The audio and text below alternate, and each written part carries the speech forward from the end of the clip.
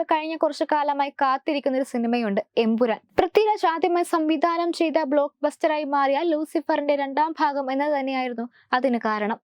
എമ്പുരാനുമായി ബന്ധപ്പെട്ട് വരുന്ന അപ്ഡേറ്റുകൾക്കും കാഴ്ചക്കാർ ഏറെയാണ്.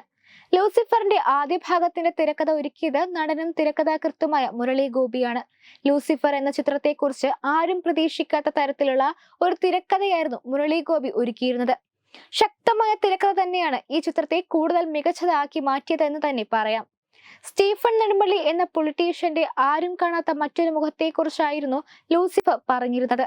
എന്നാൽ അദ്ദേഹം എന്താണെന്നും നിഗൂഢതകൾ ഉള്ളിലൊളിപ്പിച്ച സ്റ്റീഫന്റെ കഴിഞ്ഞ കാലം എന്തായിരുന്നു എന്നുമൊക്കെയാണ് രണ്ടാം ഭാഗത്തിൽ കാണിക്കാൻ പോകുന്നത് എന്നാണ് പ്രേക്ഷകർ പ്രതീക്ഷിക്കുന്നത്.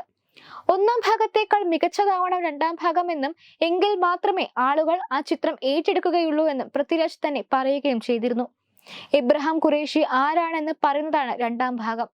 അതുകൊണ്ട് തന്നെ വളരെ ജിജ്ഞാസയോടെയാണ് ഓരോരുത്തരും ഈ ഒരു ചിത്രത്തിന് വേണ്ടി കാത്തിരിക്കുന്നത്. അതുപോലെ തന്നെ എമ്പുരാനിൽ ആരായിരിക്കും വില്ലൻ എന്നറിയാനുള്ള ആകാംക്ഷയുമുണ്ട് പ്രേക്ഷകർക്ക്.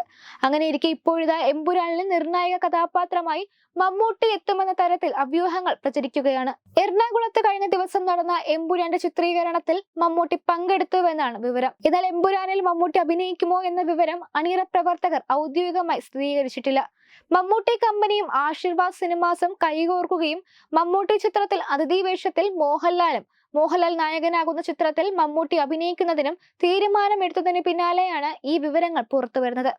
എമ്പുരാന്റെ ഒരു ദിവസത്തെ ചിത്രീകരണത്തിലാണ് മമ്മൂട്ടി പങ്കെടുത്തത്. മോഹൻലാൽ അവതരിപ്പിക്കുന്ന അബ്രഹാം ഖുറേഷിയുമായി അടുത്ത ബന്ധം പുലർത്തുന്ന കഥാപാത്രമായിരിക്കും മമ്മൂട്ടിയുടേതെന്നാണ് വിവരം.